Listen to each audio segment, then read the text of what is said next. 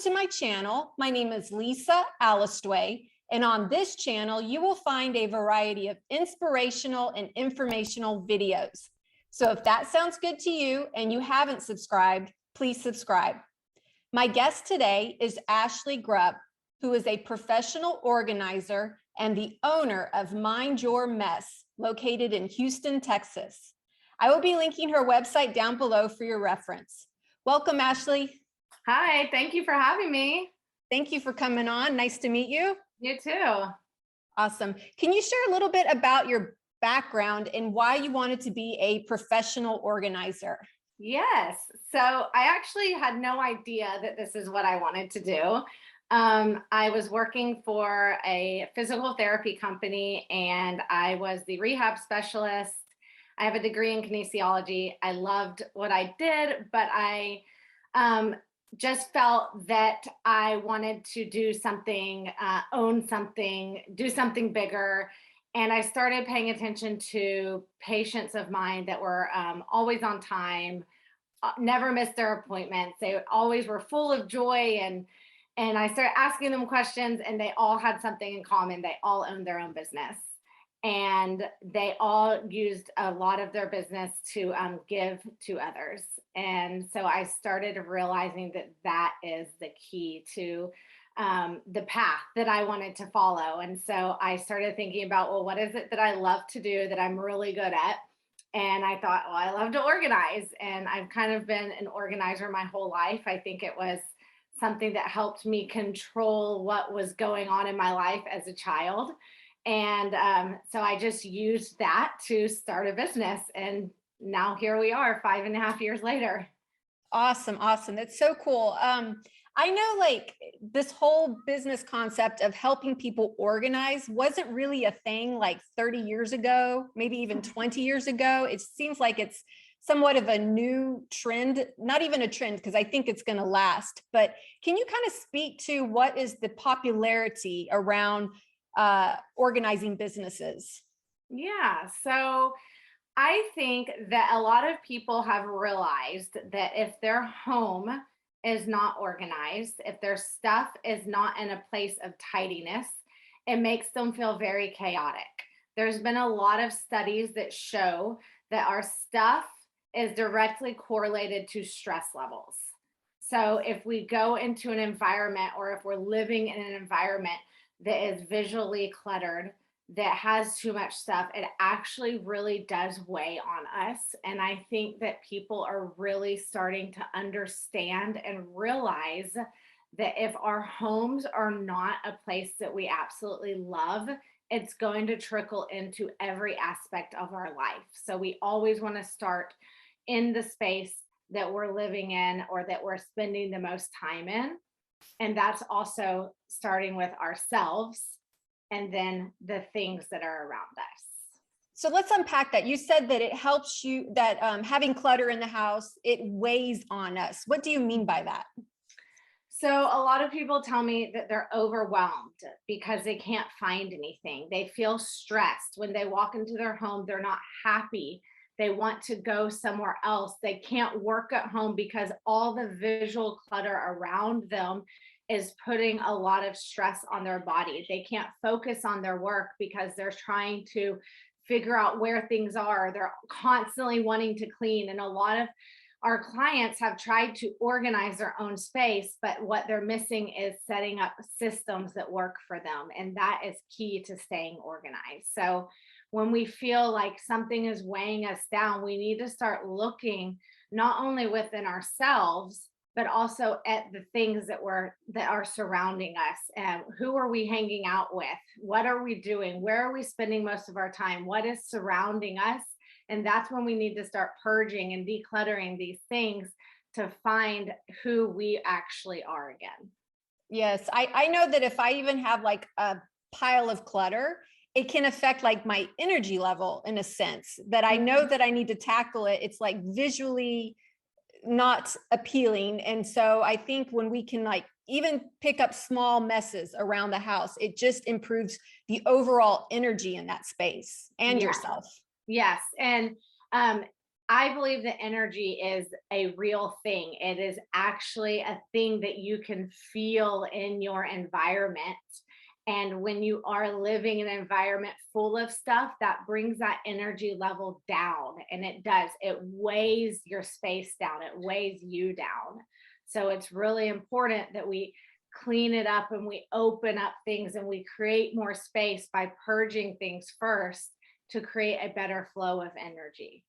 Awesome. Awesome. One of the things that I really liked about your website and your philosophy is that you come from a judgment-free approach. Can you talk about that, on how you do that when you're working with your clients? Yeah, absolutely. So, when I first started this, I started realizing that as soon as I walked into somebody's home, the first thing that they said to me is, "I'm so embarrassed.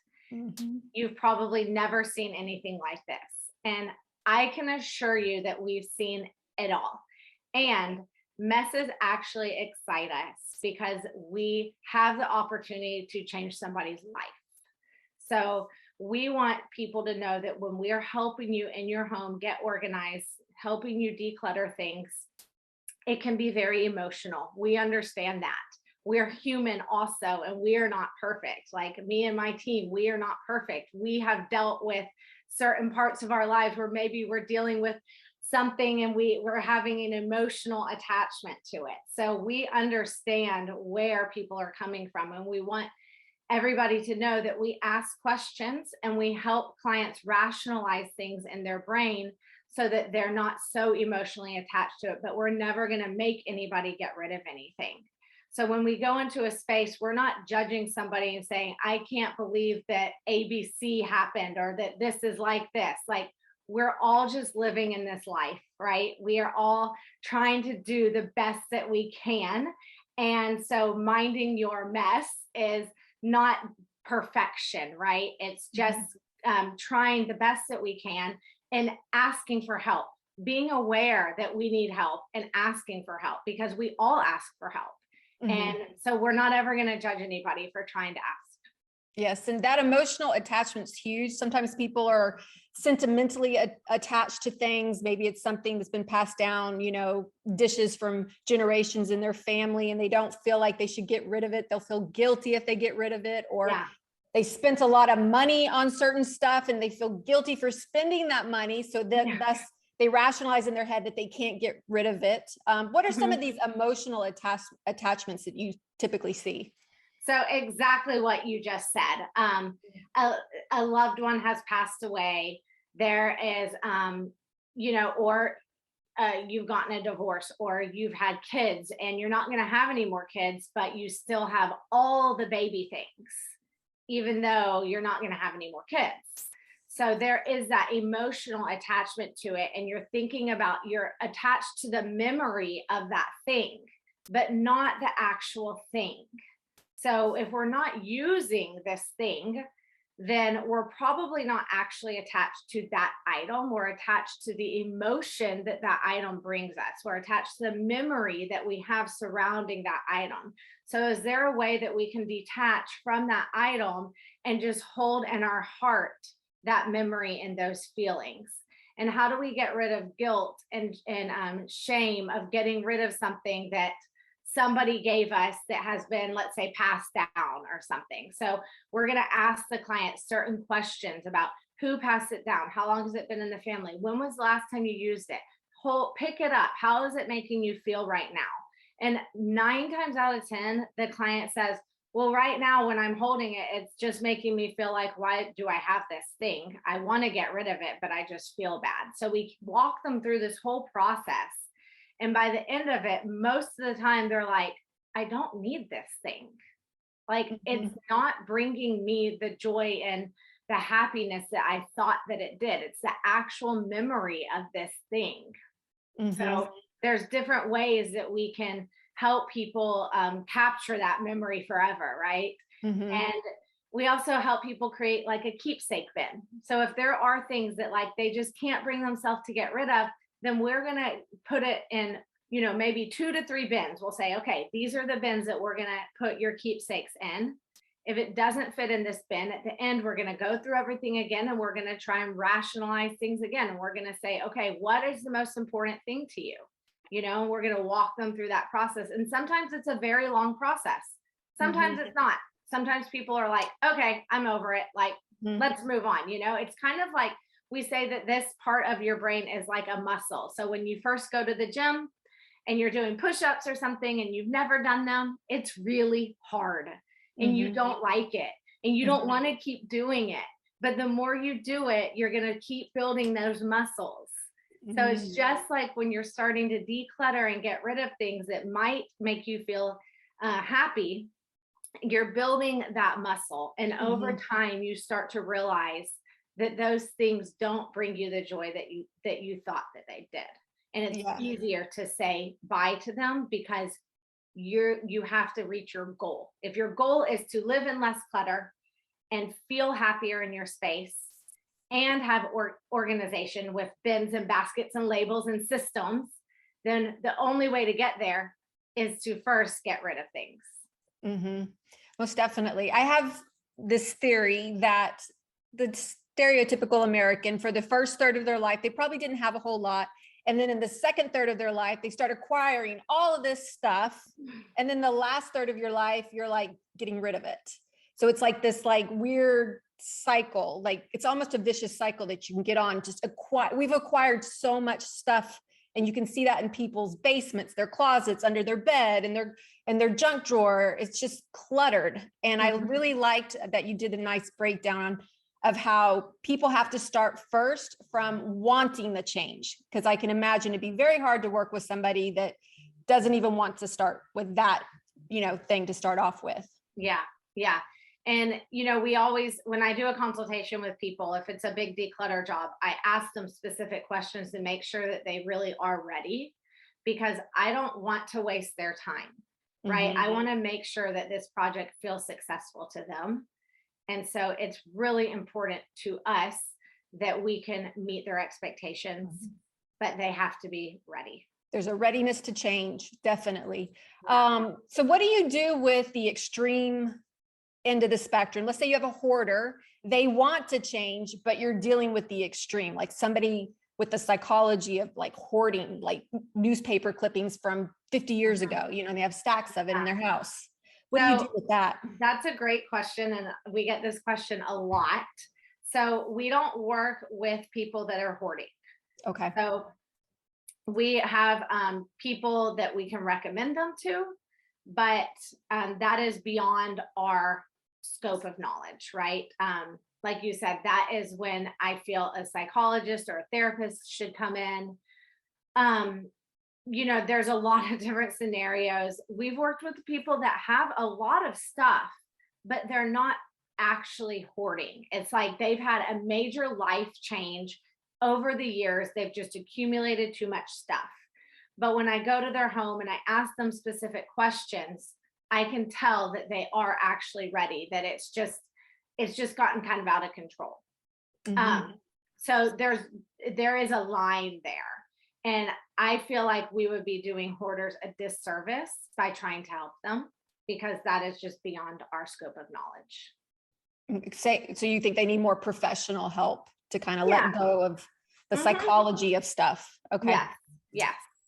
Okay. So what do you think of the Marie Kondo? Marie Kondo. Yeah, with her, it has to spark joy. And if it doesn't, then let it go. Like, is that too simplistic of an approach in dealing with home organization and letting stuff go? What do you think of that approach? I think it depends on who you're dealing with, who you're working with. I will tell you that living in Houston, that's not realistic.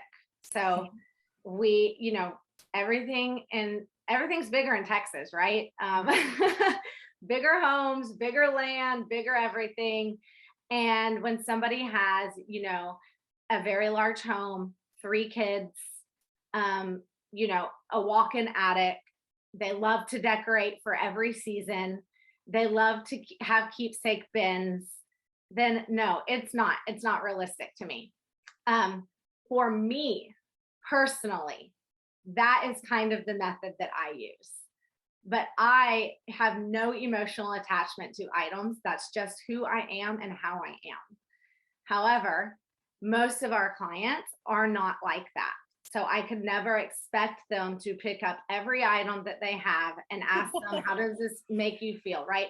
Most of our clients are not 100% hands-on. So let's say we're going to do a big project. There's a lot of decluttering. During the declutter phase, they're hands-on.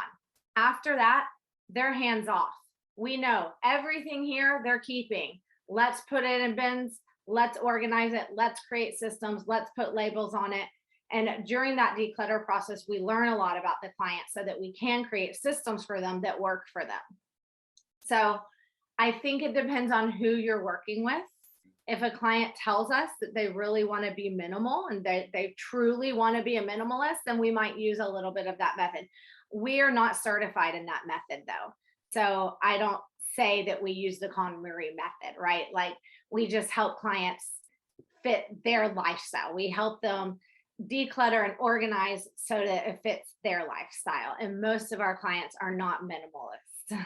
Gotcha. What other barriers have you found working with clients? That is a great question too. So if the spouses are not on the same page as far as organizing goes, that's a big one. Or the kids. Or the kids. Or the kids, yeah. So I believe that if you set up systems for kids, that they are more likely to follow it than adults. And I believe this because I've seen it over and over and over. If we as adults tell the kids how fun it is and how important it is to take pride in their space and acknowledge that that is their space. This is my playroom. This is my bedroom. This is my closet. And we create a system for them that's easy and we don't expect perfection, then they are likely to keep up with it. Very likely. Because it's fun for them. They're like, this is mine. Like, this is my closet. And I have all these bins and this one has my name on it. And, or like, you know, everything is color coded. It's really fun. We try to create systems so that they don't have to fold everything, right? Like you don't expect a kid to fold all of their clothes. Now, the housekeeper might be doing that, which is helpful, right? But we want kids to know, like, this is your space. Take pride in it, you know? But a lot of times, like, you know, somebody will call us and their husband or wife doesn't really understand what we do. So there's a barrier there that we have to kind of work through in order for them to hire us and use our services. I think it's really helpful if they're both there at the in-home consultation so that I can show them what we do and talk to them about it so that they both are on the same page and understand what we do. I've never had an instance where one person wanted to hire us, the other person didn't, like spouses. They ended up hiring us anyways, and the person that didn't was on board after one session. They come home and they're blown away. So I've always had that happen. And then it's really easy to just break through that barrier because once they let us in and they let us start working, that's all we need. And so that's really interesting, the kid point, I think, because they're developing their habits at a younger age. It can be ingrained in the brain and hopefully they'll you know, keep those habits as they go into adulthood. Might be a little bit harder if you're 40 years old and you're all of a sudden have to get organized when you've never had that as a habit. I can see how that doesn't really happen overnight. It's a muscle, like you said. You have to exercise it day in, day out, like the practice of organizing. Yeah, day in and day out. And it's people always ask me, like, how do you stay organized? And I always say I'm in a constant state of tidying up. So I have a place for everything. Everything has a place. So if there's something that's out, all I do is walk by, grab it, and go put it in its place because I know exactly where it goes. And I don't have, the less you have, the easier it is, right? I don't have 74 of the same types of things, right? I might have 5 or 10, right? So everything fits in a place.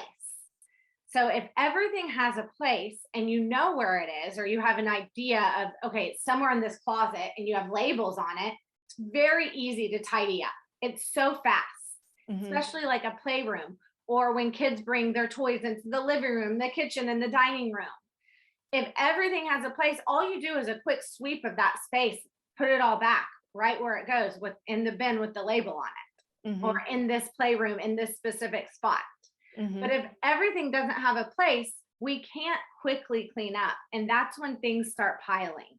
And then it turns into this chaos, right? So if everything has a place, everything has a home, it's very easy to maintain it. Yes.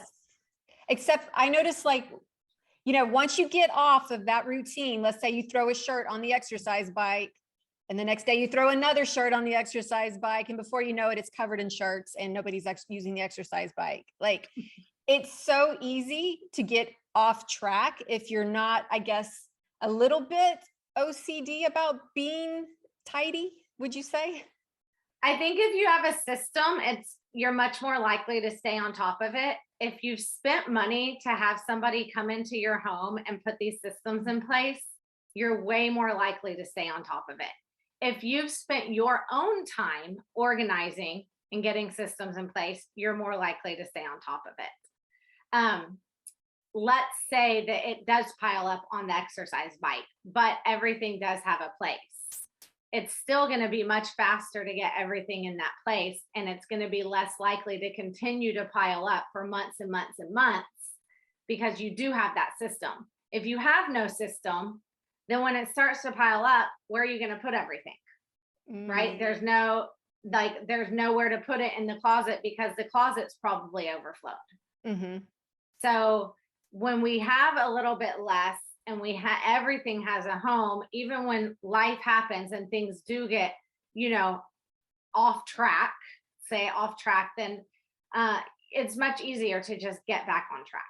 You might need a little bit of motivation. You might need to call a friend and get a little motivation. Or we do, for clients, we do refresh plans. So if they've worked with us before, they're super busy families, we come in once a quarter, we refresh the spaces that we've worked in. We also do membership plans. So somebody that needs us to come in once or twice a month, they just pay a monthly membership fee with us, and we come in and we help them keep on track of whatever space it is that they want. Yeah, that's so interesting. I had a kitchen cupboard that I got motivated one day to create my own system. The canned goods here, the grains here, so forth. And now it's turned into a semi-system, because now I'm starting to put food next to the bin that doesn't fit in the bin, or it's overflowing. It's like I started with chaos, came up with a system, and now it's semi-system. And so do you find a lot of clients kind of have a semi-system after a year, or, as you go down time? We find a lot of clients that we haven't worked with when I go do the consultation that are in this predicament. And a lot of times we find it's because they probably haven't utilized the space the best way possible. And that's where having a professional organizer come in and look at the space and go, okay, these bins are probably not the best use in this space. We can utilize this corner, that corner, look up, look to the left, look on the back of the door. There's a lot of space that's not utilized. And so people are trying to create this system in a space with bins that probably are not the best choice. That's what we see a lot of. We also see people that label some bins and not the others, and that doesn't work for them. Some people need everything labeled. Yeah. And or they get inspired by some of these TV shows. There was that color system on Netflix, and well, that doesn't always work. And the way that they did their refrigerator is all like fruits and vegetables. I'm like, what about the other stuff? Like it's you have to be realistic. That's right. Yeah. So, a lot of people ask us, do you color code things, or do you do, specific things? And the answer is we can, but let's find out if that works for your lifestyle. Because if you want us to color code your Skittles, then are you actually going to keep up with that method? Like, let's say they eat a ton of Skittles. Are you actually going to put all the red ones in the red container and all the green ones in here? Right. That's not realistic. Yes. So we also, have to figure out, okay, what are the foods that you have most often? Because we need to organize your fridge in the way that works for your family, not the way that you saw on the TV. And so that, again, is another thing that we see a lot of. They have read a book or watched a video or watched a show or something, and they're trying to create a system that they're mimicking out of somebody else's life. And that's not actually their lifestyle.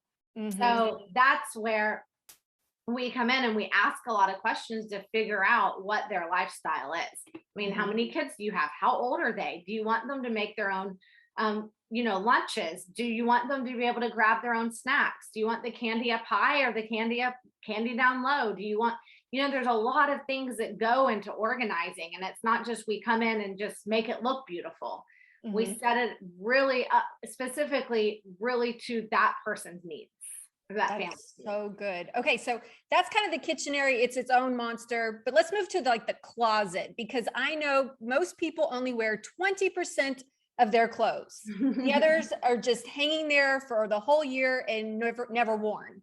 So how do you help people get organized with their shoes and their clothes and their winter and their summer and all that? So let me tell you a little bit about our process. This might give you some insight to that. So when our team comes in, the first thing that they do is they sort and categorize. Okay. Most people's space, closet, pantry, wherever we're working in, is not categorized by like things. So let's say we go into a closet, you might have some shirts over here, some shirts over here, some shirts there, some pants here, some leggings here, some things are folded, some things are not. Like there's no system to it. So the very first thing we do is we sort and categorize. That means we're going to find all the shirts. We're going to put them together or take them out. We're going to find all the pants, no matter what kind they are. And then we can start making subcategories: t-shirts, dress shirts, long sleeve shirts, but all of that. Then we can start making subcategories of pants, jeans, leggings, slacks, different types of pants. Let me just interject. That's interesting. You're doing it by the type of clothing versus the color of the clothing, because I've seen some systems that want to do it by color, like the rainbow or whatever. So we will color code, but that's not till the end. Okay. So we are creating these categories so that a client can see, how do I have that many black shirts? I had no idea I had that many black shirts. That's why it's so important to categorize things before you get rid of things. If we have an emotional attachment to things, or we have a hard time getting rid of things, it's really hard to get rid of something if you don't know how many you actually have of that, because you might think, I only have 2 black shirts, so I can't get rid of them. When in reality, you have 12, but you forgot that you have 12 because the other black shirts are somewhere all around the closet, right? So when you see everything together, it's much easier for our brain to go, oh, I don't need that many. I haven't worn that in 2 years. I haven't worn that in a year. That's 6 months ago. Or, that was from when I was pregnant, something like that. So it's much easier for our brains to rationalize getting rid of things if we know that how many we actually have. So after that happens and the decluttering happens, that's when we put things back in the closet in a very specific way that works for the client. So if the client doesn't wear jeans often, we're not going to put those at the front of the closet. We're going to put them somewhere else. And this also depends on how big the closet is. If it's a very large closet, then it's not going to matter as much where things are. It's just going to matter. The long hanging stuff should be hanging where the long space is, right? But so there's a lot of things that go into it. So depending on size, depending on client's lifestyle, but that's when we start to put things back in and we start to create systems and we figure out, okay, what needs to be folded? What's used the most often? What needs a bin or a basket? Where should we put labels? Do we put other things in the closet, like keepsakes things? Or is this closet too small for that? Do we need to find another home for this extra stuff? And that's why it's also really important that people understand, if we're just doing a closet, that might create a little bit of a mess somewhere else, because your whole home is a flow. The whole thing should flow. So you said folding. Do you fold sweaters?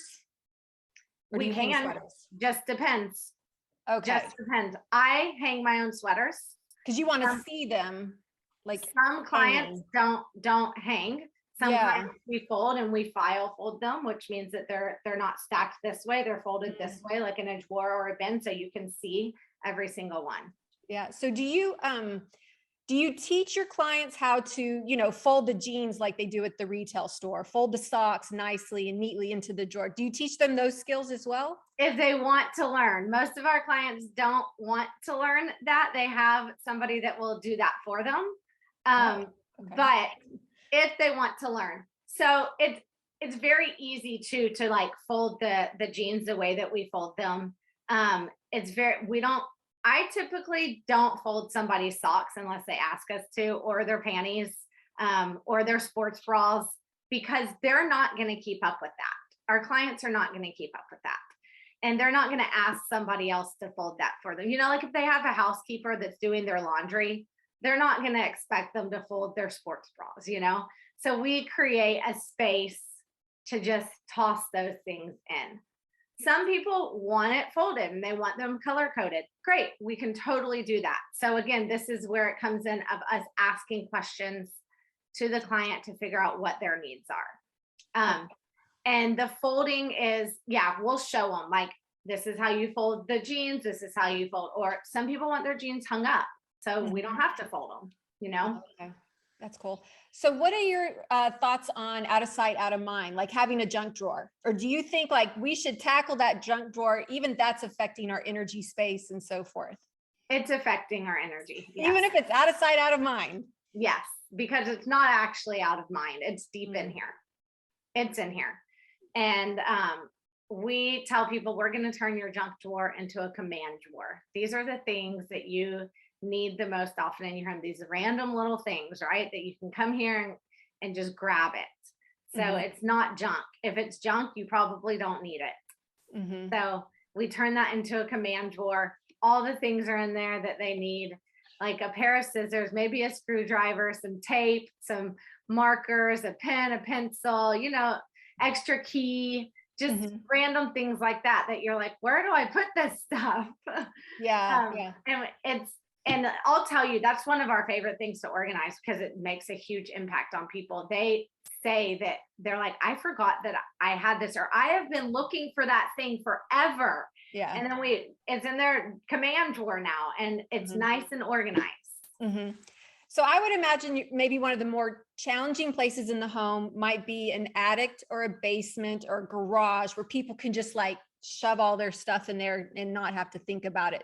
How do you tackle those spaces with people? Yeah, so the process is the exact same. We're going to sort and categorize first. So let's say we're in a garage and there's a bunch of just random bins or a bunch of stuff that's in there and there's no rhyme or reason to it. We're going to start pulling everything out. And we're going to start making categories with that stuff. Then we're going to ask the client, okay, come take a look. These are your different categories. What here would you not like to keep, or what would you like to keep? Do you want everything? What is, what's important to you? What do you use the most often? We're going to ask a lot of the same types of questions. And then we're going to figure out, okay, would this make sense in a bin? Would it make sense in a cabinet? Do we need some overhead storage to put bins on? So again, it depends on their lifestyle and what their needs are. So just listening to you talk, and I can tell your passion, you're a natural organizer, and a lot of people don't relate to that. They don't have it innately to be a natural organizer, but it is a skill. You can learn these things and you can apply them and make your home space, more energetic, more peaceful, more calm if you kind of like implement these different systems. Yeah, I agree with that. I think that people are either, I don't know if they're born naturally organized or not. I think that there's certain situations in people's lives that help them become more organized. So I also think some people are just born a little bit more type A, right? But I have gotten even better at organizing through the years by having this business, right? Sure. And it's important to know that when you're doing this, again, it's not about perfection because our lives change. And so having a system in place is important.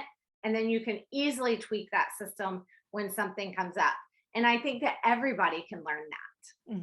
You know, everybody can learn how to do that. Most definitely. So I was looking at the different services that you have on your website, and one of them really stood out to me that I would like to touch on, and that is Mind Your Move.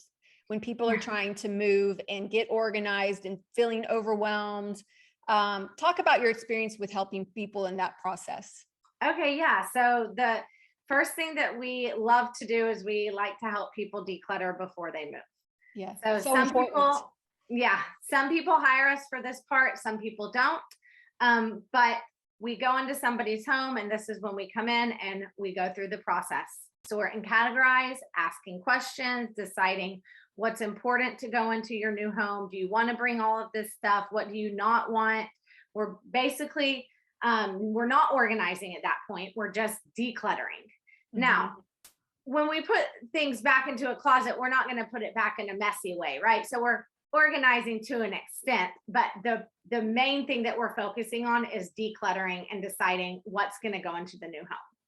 Yeah, let me just stop you there because that's such an important step. I know somebody who moved from one state to the other and spent so much money moving that furniture, and then it didn't even work in the new house, and she kind of wishes she didn't even mess with it or bother with it. So these are like some preemptive steps you can take to save money. So yes, yeah, absolutely. And it'll save you a ton of money because, and let me just tell you how many times we've found money or gift cards or uncashed checks in clients' purses or pants or something. I mean, thousands over the years.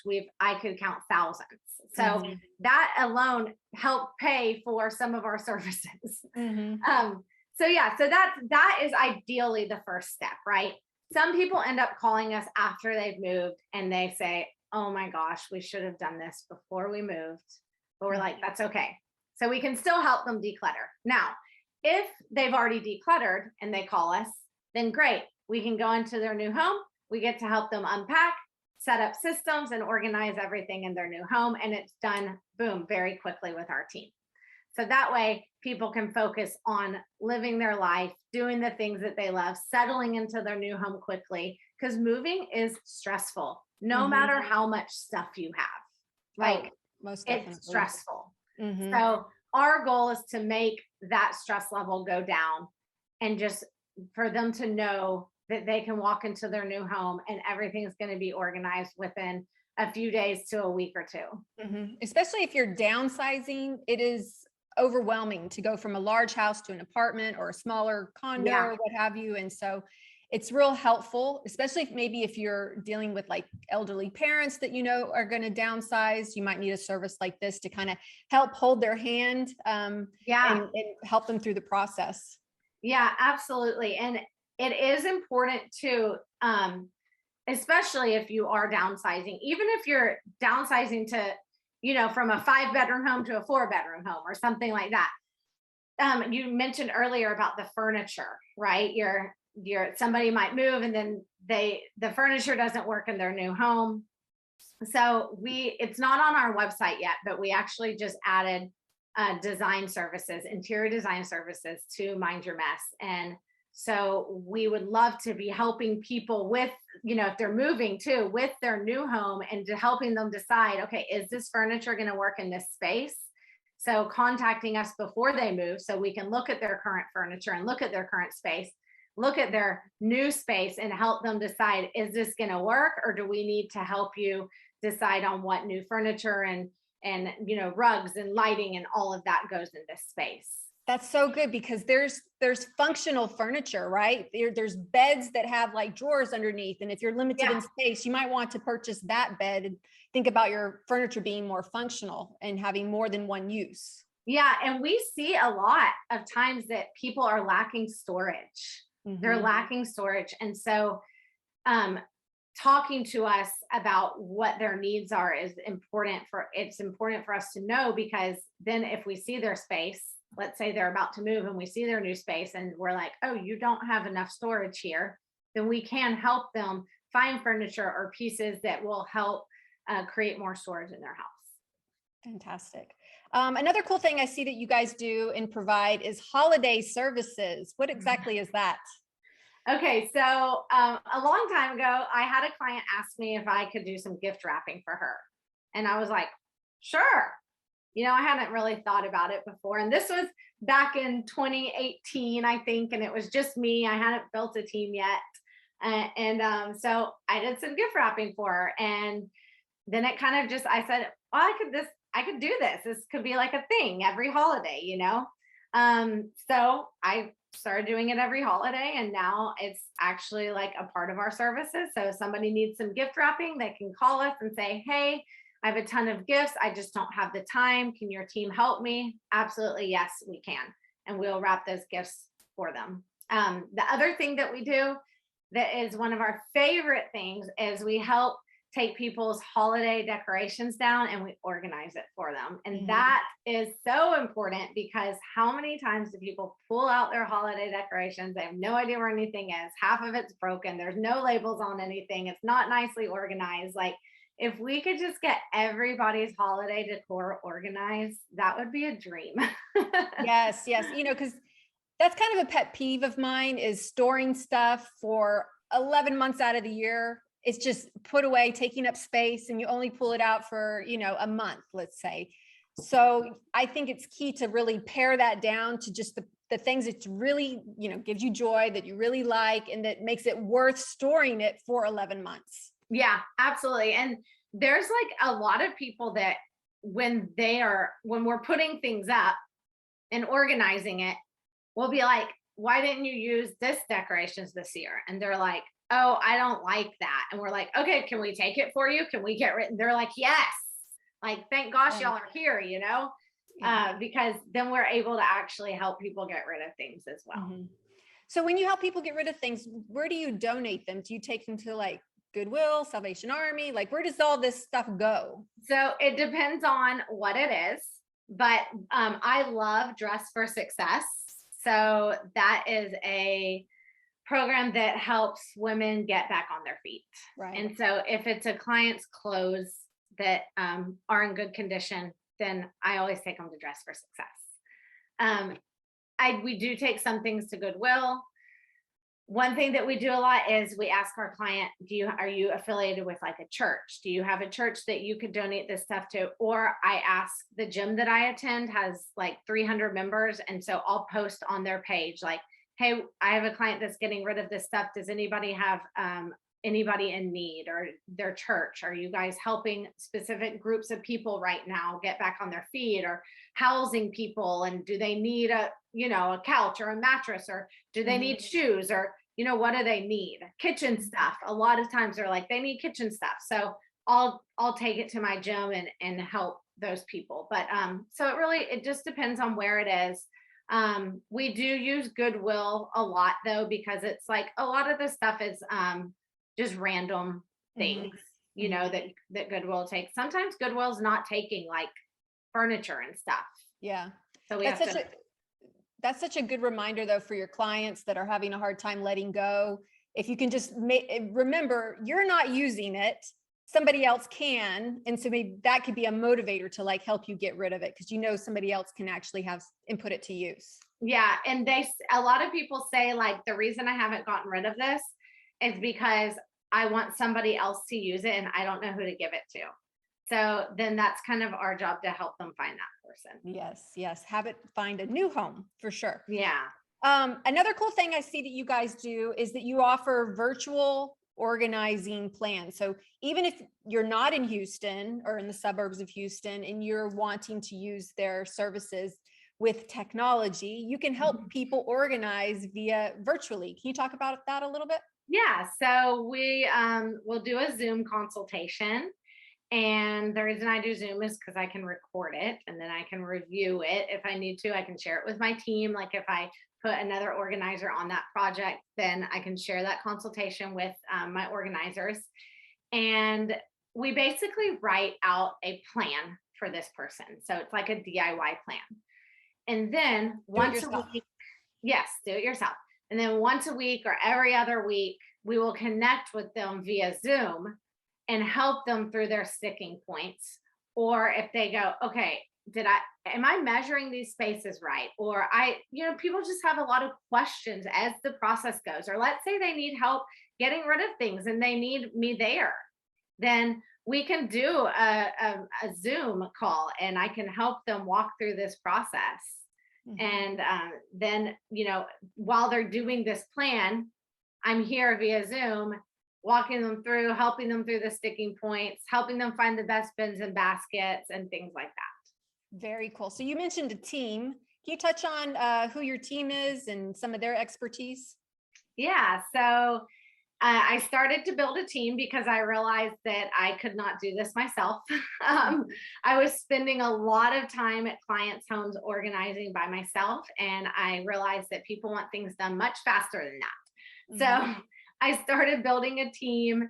Most of my team they do have children, so they are, because I don't have any kids. So sometimes people ask me, well, you don't have kids. How do you know what to set up in my home? Well, I've been doing this for a long time, so I know how to do that. But when I tell them that my team, most of them have kids, they feel a little bit better. But most of them they are part-time workers. So depending on how busy we are at that time, right? Mm-hmm. I also have a weekend team. The weekend team, they have full-time jobs during the week, but they just absolutely love organizing. So they help me on the weekends, which is wonderful because every now and then we have clients to ask about organizing on the weekend. So depending on what team member we're talking about, they all have different strengths. I think it's wonderful because when we work together, we all feed off of each other. So it's like this big flow. We kind of just start and we start asking each other questions and we just start working together. One person might be really good at like the aesthetic of things, like setting bins up in a certain way. One person might be really good at handwriting, so they might write some of the labels. One person might be really good with working side by side with a client on helping them make decisions. So that person will kind of tackle that portion of it. But I will say that everybody on my team is pretty good at everything that we do. So there's not like one person that only does one thing. Okay, very cool. So I'm just curious, what's the training that your team has to have, like education training background? Because you can't just pull anybody. They have to have some skills to do this. So during the interview process, I send them, in the application, I send them pictures of things and I ask them, how would you organize this? And I ask very specific questions. I ask them to link specific products that they would use for that specific space. And I really look at that. I ask them questions on, are you familiar with the Container Store? Are you familiar with this brand? Have you ever organized for anybody besides yourself? And really what I am looking for is somebody that's eager to learn and that can work with a team. Most people, obviously everybody that's applying to work with me, they have some type of love for organization. Because otherwise, if they don't love organization, they're not going to apply to work for me because they say, oh, that sounds horrible. Like most people don't want to organize, right? So when I meet with them, we talk very specifically about any types of jobs that they've had in the past. If they've ever worked with a team, what did they do to resolve issues? Have they ever led a team? So there's a lot that goes on through that interview process. And like I said, what I'm really looking for is somebody that's eager to learn, that loves working with a team and eager to help people, because that is kind of the core of what we do and what our desires are, right? We want to help people know that they don't have to live in so much chaos, you know? And if somebody wants to help somebody, I can teach them our systems. Mm-hmm. So they just have to, like, I saw that you can even apply on your website. So they just have to be 18 and up and have like all the things that you listed before. Yep. Yeah. And so they can just apply and then I'll do a phone call with them first to see, what they're all about, if they're a good fit. When I'm talking to people on the phone, I'm just trying to get a feel for their personality. That is so important to me. I have met a lot of friends that have jobs that they don't love. And they have jobs where the interview process was very strategic. And it was all about what credentials do they have? What have you done before? What is your background? What is this? But they never felt like the person interviewing them took the time to get to know them. And to me, that is really, really important. I want to know my team and I want them to love what they do because they are like the bread and butter of this, right? Without them, we cannot help as many people as we help. So it's so important to me that they actually love to organize and they actually love to help people. Awesome. Awesome. Well, we're getting here to the end of our chat. You've offered so much helpful information. Any final thoughts that you would like to share with regards to minding your mess? Yeah. When I started Mind Your Mess, this was just about helping people organize their stuff, right? It was just about, I'm going to go in and help people get rid of things and then create a system and help them organize. But it has turned into so much more.